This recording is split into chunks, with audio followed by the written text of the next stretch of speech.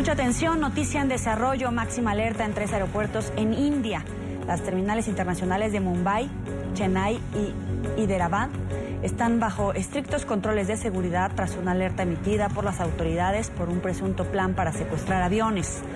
Las autoridades desplegaron escuadrones antiterroristas y de perros entrenados, así como un operativo de control policíaco en accesos a los edificios.